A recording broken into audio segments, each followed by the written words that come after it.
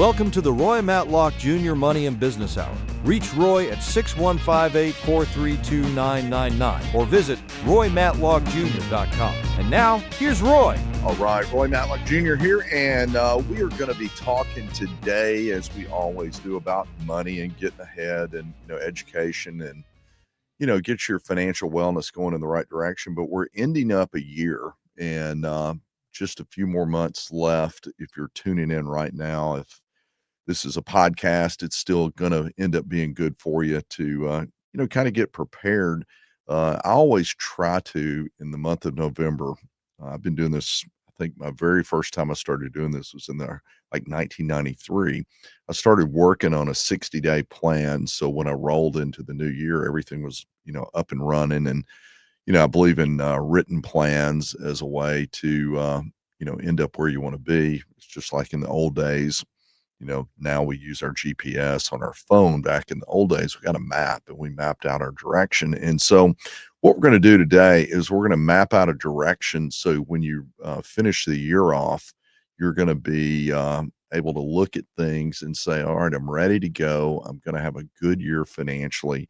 And the whole idea behind a good year financially is that you have a profit, and the profit is your net worth, and you move forward that way. And so when you're growing your net worth, that one day becomes what you get to live on if you decide to retire. Some people like, me, that are crazy that I don't think I'll ever retire. I like doing what I'm doing and I don't have the freedom to do it. But at the end of the day, that's what we want to do. So we're going to start with the mindset that most people don't plan to fail. They fail to plan. You've heard that before. It doesn't matter if you're earning 50,000 or 500,000. The principle's the same. You got to know where you are before you can decide where you're going. So you got to look at your situation. So step number one, we start out, we build it like a house. And, the most important thing that you can do when you're building your finances, or if you're building a house, first thing they do is they build their foundation. And the foundation is things that are simple yet not done. And I had a friend of mine call me this week, and he had downloaded our budget form. And if you go to roymatlockjr.com, you can find that budget form. And we were just talking about, budgeting, and he was looking at his credit card statements over the last year, and this guy does good. And he looked at it, and he says, man, he said, I just spend a lot of money on stuff probably don't need. He said, I want to tighten up, going forward. And save more money and do things like that. And so I said, well, the most important thing that you can do is to set up a budget.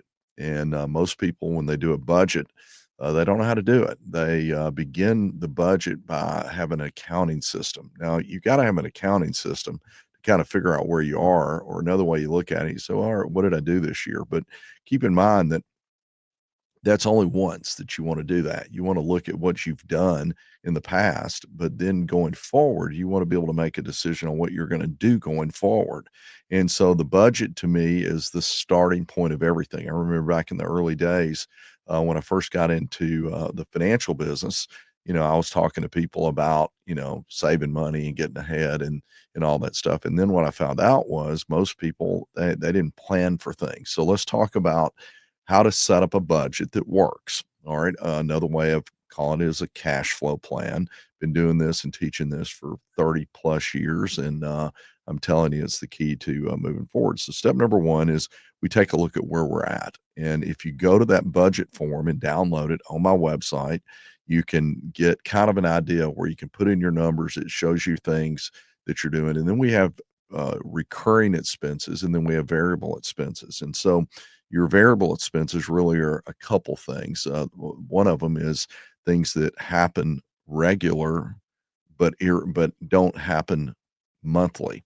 And so let me give you an example. If you were to buy a car, which everyone has a car, you will one day have to pay for maintenance, and that will occur. Now, it doesn't happen so often regularly. You may have a breakdown, you may have something happen. But the bottom line is it's something is going to happen, and you have maintenance on your house, and you have, things that recur, usually recreation on a regular basis. You may want to go on a trip and take a vacation and take time off. And so we have those type of things. And then we have our regular recurring type expenses. Those are things like your house payment or your rent, your electricity, and things like that. And so what we do is we start by having, if you're married, you have one account. I call it the draft account. And I call it draft account because that's where we're going to draft out everything that's recurring. And we start with the draft account. So all money goes into the draft account. Then we're also going to have a second account. And that's going to be, if you're married, you would have two of them. All right. And you would have, that's your personal weekly spending account. And so what happens is all money comes in, all money is drafted out to recurring expenses.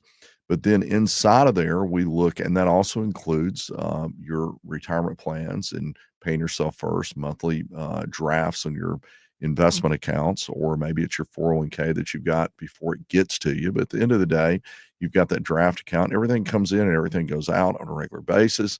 And then we build into that a sinking fund. The sinking fund is that we know that we're going to spend X amount of dollars on maintenance, car replacement, home maintenance, different things that don't recur regular. We're going to build that in. And so what's going to happen is this draft account's going to get bigger, and then you're going to go on vacation. You're going to be able to pull the money out, and then it's going to get bigger again and go down and so on. And before you know it, what's happened is that all of these unexpected expenses, like buying tires for your car, or a vacation that you weren't, or Christmas, whatever it may be, you already planned for it. It's already built in there. You decided what you're going to do.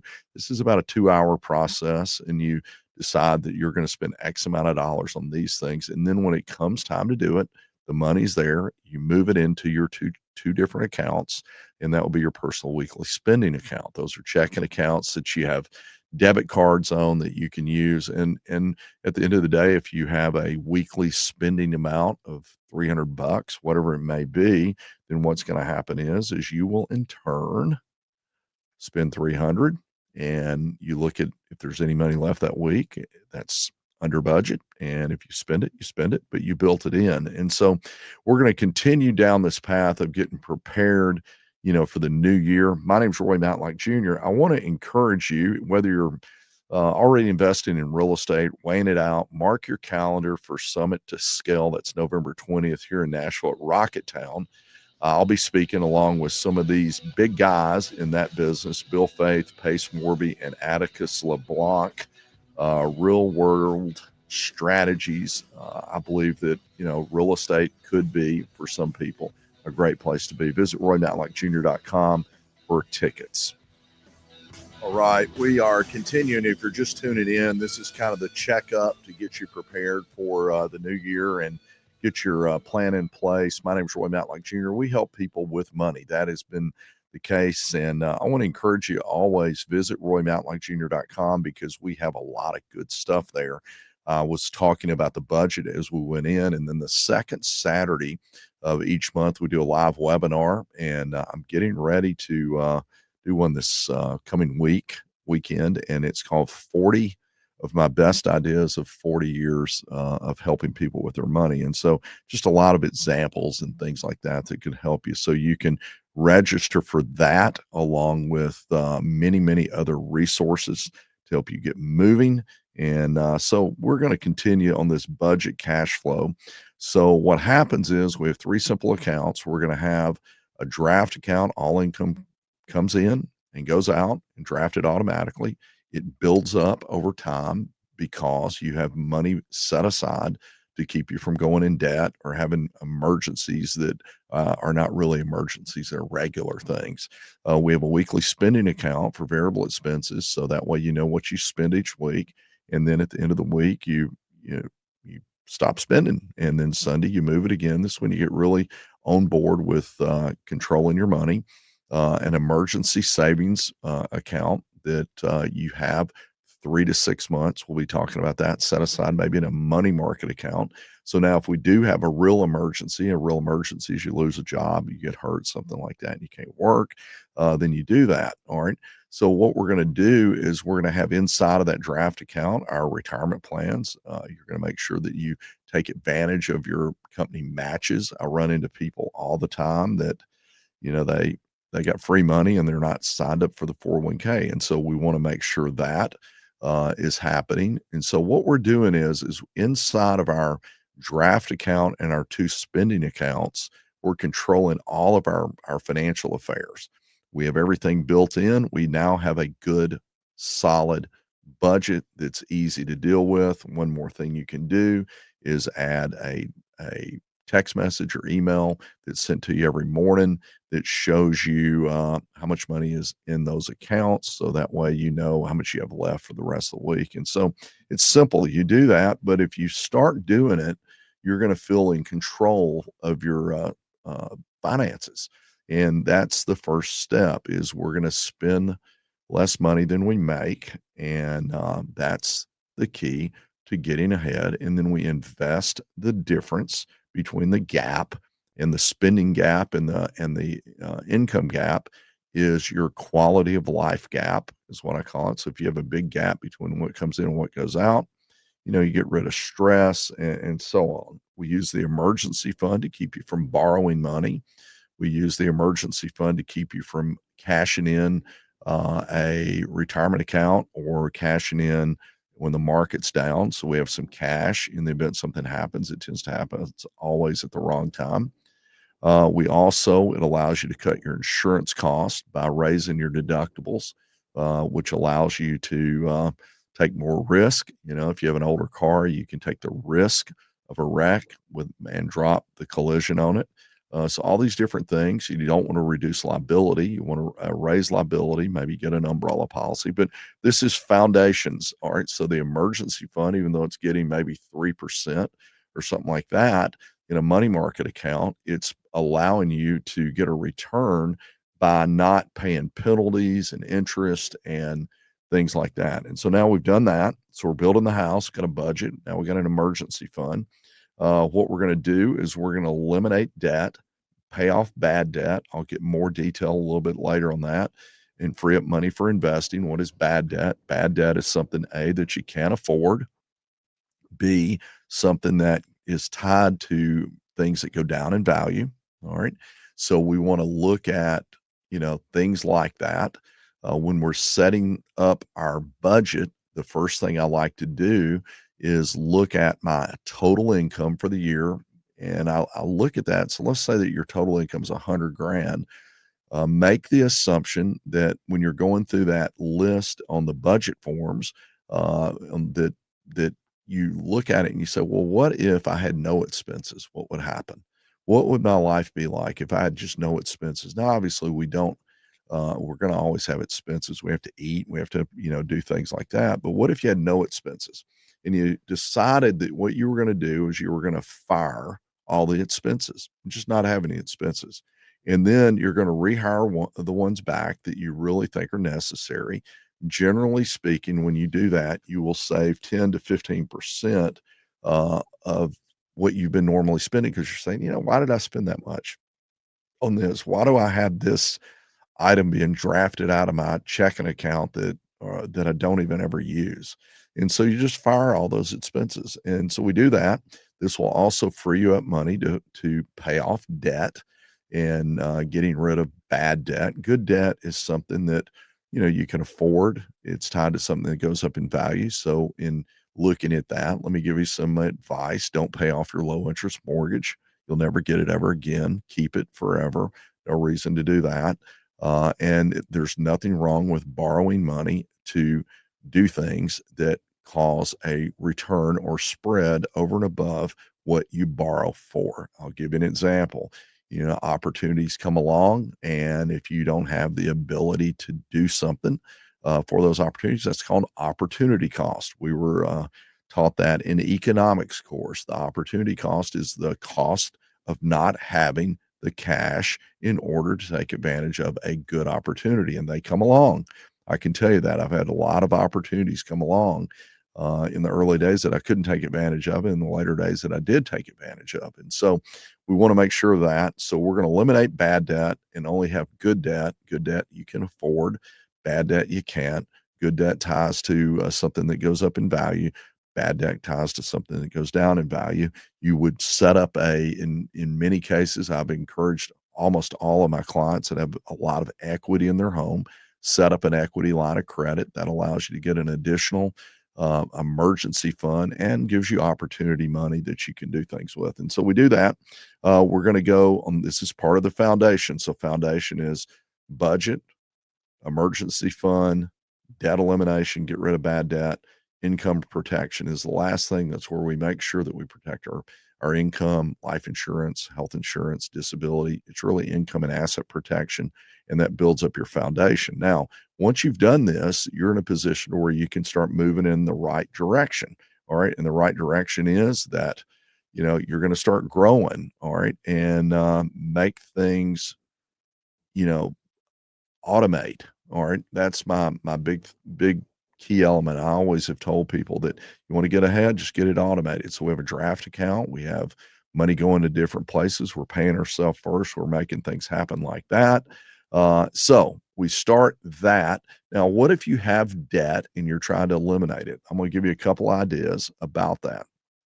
First thing you got to do is you got to stop digging the hole.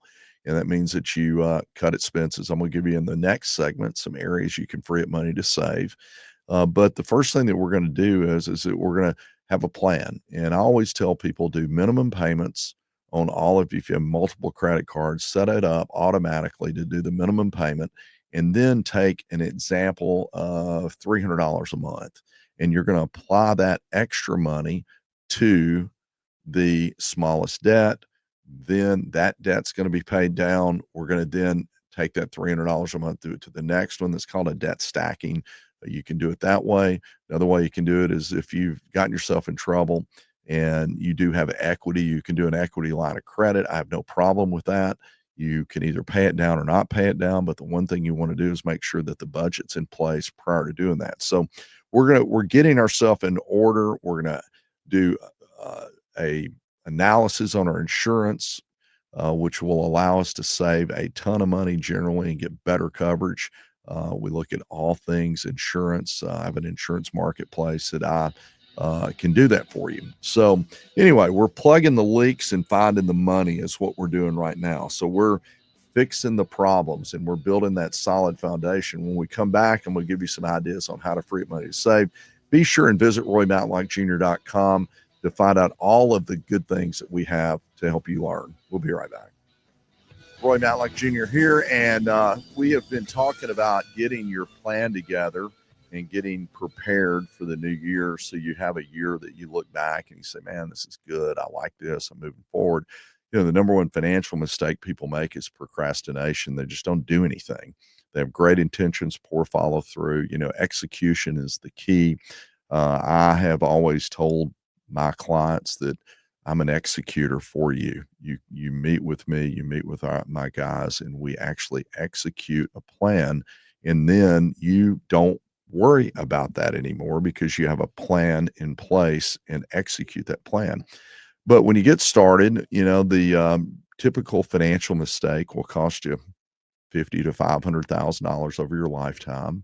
The number one financial mistake is you wait too long to get started. But at the end of the day, what we're going to do is we're going to work on where we're at. So we get started and we start building a foundation. And so before you grow wealth, you got to stop the leaks. Many cases, you have too much month at the end of the money. It really doesn't have a lot to do with if you've got an income above the poverty level. Generally speaking, you can be making $300,000 a year. You can be making $100,000 a year. You can be making $70,000 a year. You can definitely spend more money than you make. I mean, all you got to do is look at how one of the richest guys on the planet became the richest guy on the planet, Jeff Bezos, and that's selling you stuff. All right. And giving you access to buying things all the time, anywhere, 24/7, worldwide. If you want something, just pull Amazon out and you're off to the races. And so now let's look at what I call 7 quick ways to free up money to save. The first one is to pay yourself first. How do you do that? You just set up an account. We do that in as little as $50 a month. People can open a investment account or a money market account. When I first got started in 1986, 85, I set up a money market account and a mutual fund account that drafted my checking account every month. And, back then it was all paper and all that. The good news about it is nobody starts them The better news is nobody stops them. We found out that if we could get somebody putting money in on a monthly basis and it drafted their checking account, it's like a 95% persistency. That just people just kept doing it because it's kind of like your Netflix account. You may never watch Netflix, but they keep pulling that money out of your account. It's just too much trouble to stop. And so the good news, if you get one of these set up, what will happen is you'll forget about it, get used to it, and you'll start moving forward. And then one day you'll wake up and you'll say, "Man, this is pretty cool. I got some cash. I'm starting to accumulate some money." Second place that I find is you just got to adjust your lifestyle a little bit. All right. And in adjusting your lifestyle, you kind of get in the mindset, you say, well, let's just take a look, and decide what's important. All right. So we're going to kind of adjust it around that. All right. Is it that important that I have a 2-year-old car that when it becomes past 2 years, I got to get a new one? Is it that important? All right. Uh, Things like that. You adjust your lifestyle a little bit. Maybe you don't, I'm telling you, the malls, if it was left up to me, the malls would be out of business. I never go to the mall, but any of those places. But some people they don't have anything to do, so they just go spend money. Now, I'm not one of them. Now, I might be on the golf course, but the point being is that you adjust your lifestyle a little bit, just a little bit. And to give you kind of an example, if I heard this many years ago, if you own rental properties and you're losing $100 a month per rental property, how many can you afford to own? You're like, there's a limit, right? Because you're losing money on all of them. But if you were making $100 a month, how many could you afford to own? If you're really making you could an unlimited number of them. And what's the difference? It's $200 a month. You're either losing money or making money.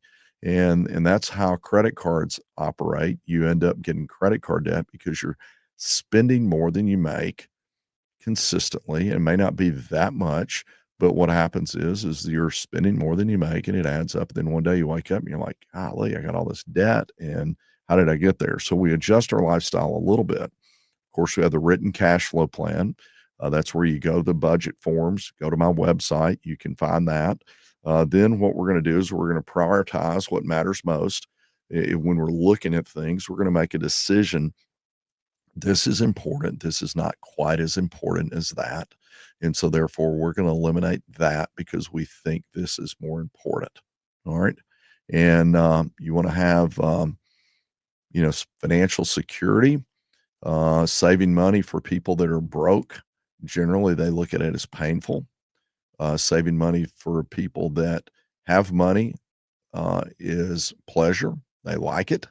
They say, "You know what? I'm saving this money. It makes me feel good." It's kinda like working out, if you, are trying to get on a workout plan, generally speaking, people look at it as painful and they avoid it. So what the people that are working out, they generally look at it as it's painful to not be in shape, and so far they go toward working out, all right? So we do things like that. If you're really motivated, you earn some extra income, you do something on the side. And, my mindset has always been that the most important thing you can ever do for your finances is find something you like to do, get good at it, and then ultimately try to find a way that you can monetize it and be self-employed or own a business doing it. So earn extra income. If you listen to my show right now, one of the things that we have is a system for people to enter into our business.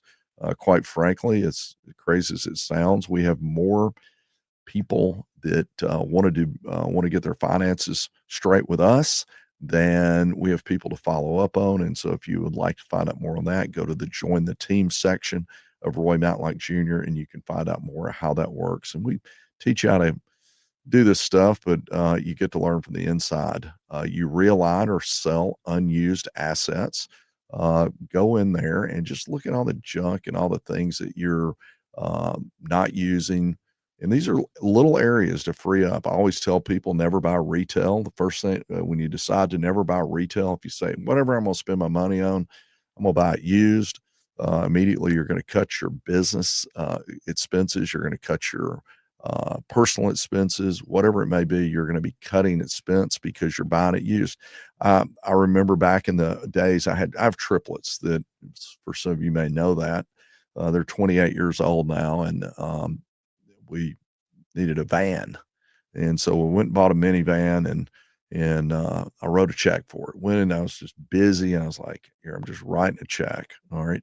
And paid cash. And then I went and bought a sports car and paid cash for it. The first one was like, I don't know, it's like 14, 15,000. The next one I paid like 60,000, wrote a check for it and bought them new. And and this is where I'd gone and done all the things and, paid cash, and then I drove those things. I was like, "Nah, I don't think I'm gonna do that anymore. I don't why would I drive it off the lot, and, do that?" So, since then, I've not bought another new car, and that would be, man alive, that's since 2000 and maybe? I've never bought a new car, and I can buy a new car, but I decided I would let someone else, pay the depreciation, and, usually works a lot better. The last one, I bought a Mercedes. I paid 60,000 and had 20,000 miles on it, and, paid cash for that, and the new one was 110, and so somebody paid 50 grand to, drive at 20,000 miles. I mean, that's just smart stuff if you're wanting to get ahead, and so you start thinking like this, and you're saying, "Okay, I'm plugging the leaks. Not gonna buy new stuff. I'm gonna buy used stuff. I'm gonna get, all these different things with the idea that you're gonna take that money that you free up and you're gonna stick it in places that pays you. Assets pay you. Remember that. If you own an asset, it'll pay you to own it. If you own a liability, you pay to own the liability. And so you want to accumulate assets and eliminate liabilities. That's the way I've always tried to operate. It's pretty common sense. You say, hey, I put my money into this. Am I going to have to keep putting money into it, or is it going to pay me back? I like it paying me back. Visit RoyMatlockJr.com. We've got some upcoming events. We'll be right back. My name is Roy Matlock Jr. All right, we're finishing up today, and this is kind of getting you prepared, foundational stuff that will help you, get moving and ready for the new year, not let another year pass you by. Because procrastination is it. And so once we've set up, if you're just tuning in, and you can always check out our podcast, Roy Matlock Jr. Money and Business Hour. We've got YouTube channel. We've got this whole show now on video. So I've got that radio face that you can tune in and see. That's what people say. No, I'm joking, but the point being is you can look at all of this and review it. We've got all of this on YouTube, and we've also got it on the podcast. You can listen to it. So now, once we've set up some basics, and the basics are we're spending less than we make, we've got our budget, we've got our emergency fund, we've got our insurance and stuff like that in place. We're doing a lot of that. We're going to get into now developing what we call the FIN number, the financial independence number, and the financial independence number. That's the amount of money that you would need to live off of from your investments for the rest of your life and never have to go back to work. So what you want to do is you start out and you say, how close am I to my FIN? Well, right now, if your income stopped, how long could you live? If your income stopped, how long could you live? Oh, a year. Okay, well, you're not there yet. The goal is to get to a point where you say, if my income stopped working, I could live forever and generationally. All right. And so that's what the goal is. That's your financial independence number. And so, rule of thumb on your financial independence number, 20 times earning your annual goal, whatever it is. So if you need 100, if you want 100,000 a year in today's dollars, you would need maybe 2 million bucks set aside. And that's pretty doable, that you'll be able to take a piece of it, stick it into something that gives, a guaranteed lifetime income, maybe an annuity, and the other, maybe 2/3 of it are in the market, and maybe some bonds, stuff like that. But the long and short of it is 20 times your desired income. All right. So then what we're going to do is we're going to go in. I like the sec.gov calculator. If you want to do some stuff on your own, I use that thing a lot. And what it is they've got calculators that show compound interest, which will allow you to say, hey, if I put $100 a month away for 30 years, what will happen? What would it grow to? And then they also have one in there that's a goal. It says, hey, I need 2 million bucks and I've got this many years left. The only thing they don't do is include inflation. So if you've got a 20-year goal, just figure whatever your goal is today, you probably need double that with inflation and so on. So your path to your financial independence number is made up of three things: time, money, rate of return. So number one is, how much time do you have? Number two, how much can you save each month and what do you have saved? And then number three, what are your investments going to earn over time? So now, the first thing that we can all control is time, and that is start today. All right, don't procrastinate. The amount of money that you can save will be dependent upon your situation. We talked about earlier ways to free up money to save, how to cut your expenses, how to fire all your bills, all that kind of stuff. If you run a business, I always look at, what my overhead is. I say, hey, knowing what I know now, if I didn't have this expense or this employee working for me right now, would I rehire him? If the answer is no, then you need to cut cost and free you up some stuff. I've done that many times where I just go in and I'm like, you know what? This is no fun. I'm not making enough money for the effort I'm putting in. So therefore I'm going to look at my overhead and do some things. And so we do that kind of stuff. And then rate of return, that's understanding how investments work. You become an owner, not a loaner. That means that we get our money into the markets. And how do we do that? I like professional money managers to do that. And I read, I've got a stat with one of the groups that I've been involved with for many, many years. And I'll give you some stats about how a professional money management company can operate. And it really is, it's almost, I don't know. Let me just read it to you and I'll give you the number. So they sent out a piece, and here's what their piece said. They said, we've had 10-year returns. If you take any 10-year period from all of our funds going back to as long as almost 100 years, here's how we manage our money. There's been 7,517 different 10-year periods. If you take all of our funds, and we've made a profit over that 10-year period 99.8% of the time. We have at least doubled the money 80% of the time. So that means that if you put your money in, all the good, the bad, the ugly, 80% of the time they doubled, 46% of the time they tripled, and 21% of the time they quadrupled the money over a 10-year period. Now, when I see that, that's when I say, no, you're not going to beat them. You're not going to beat them. So don't think you're going to beat them. You're not going to beat them, not over a long period of time. You might get lucky, but you're not going to beat them. And so what I always tell people is we go toward professional money managers that they wake up every day and their job is to make money grow, your money grow, and you pay them a fee for doing that. But at the end of the day, you end up doing better. All right. We want to automate contributions. This is part of setting up your destination, your financial independence number. Take advantage of your 401k or IRA. You use dollar cost averaging. Always do IRAs monthly is what I tell people. If you put $7,000 a year in, divide it by 12, let's do it that way, and then have it drafted. That's dollar cost averaging, but it also sets up an automated plan, just like your house payment.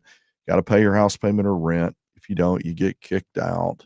If you don't pay yourself first, you're broke when you retire. So let's just set up a bill, paying yourself first, dollar cost averaging in. Dollar cost averaging means that as the market goes down, you automatically take advantage of buying more shares at a lower price, buy low.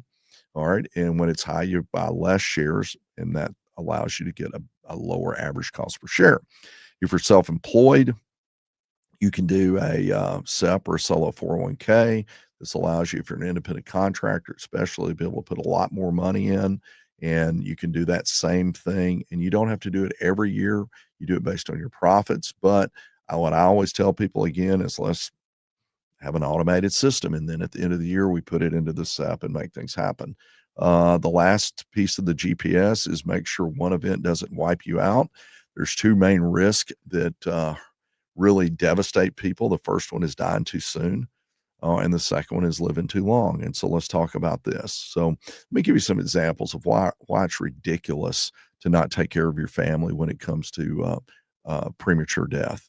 I did some research. I went in and I ran some rates. And, the whole idea is that You buy term life insurance in the event something happens.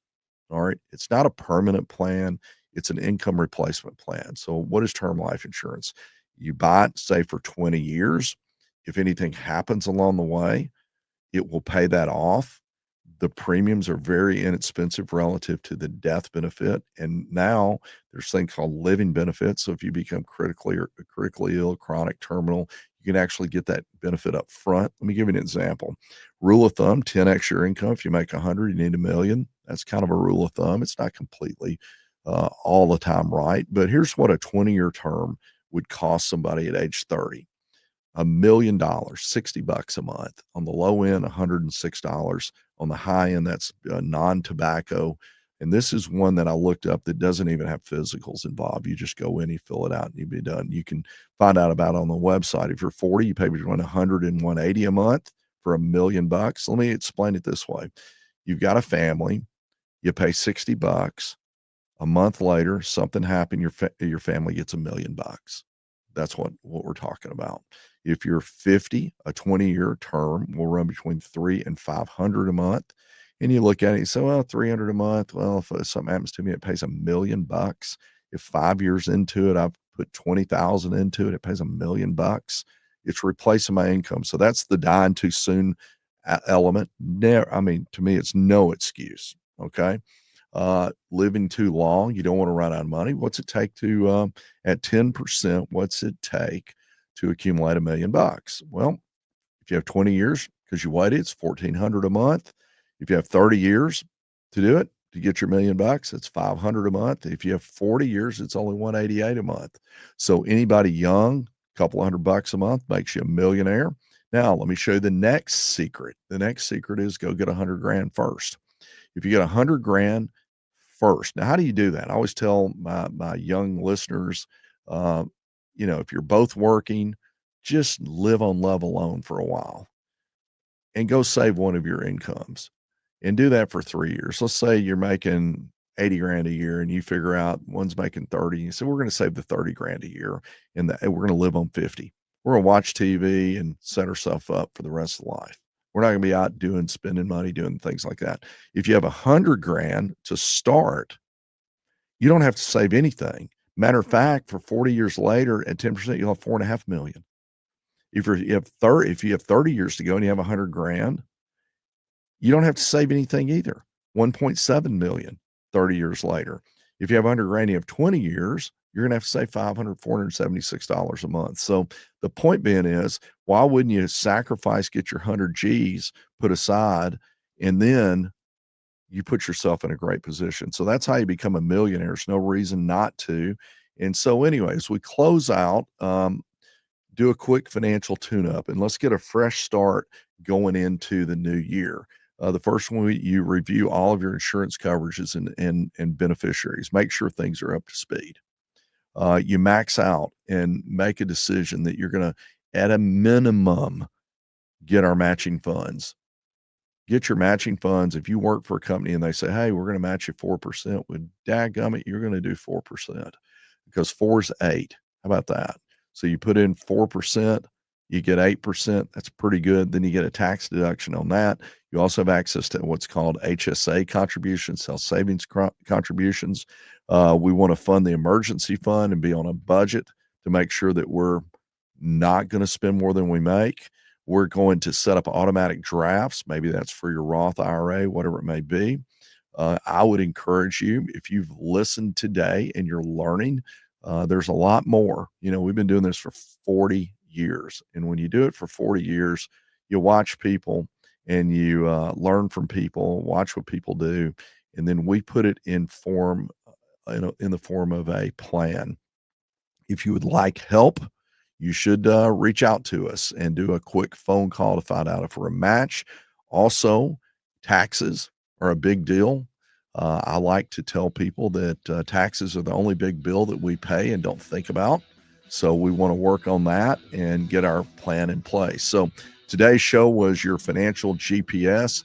Visit RoyMatlockJr.com to listen to our podcast, download our different free resources. Thanks for listening. We'll see you next week.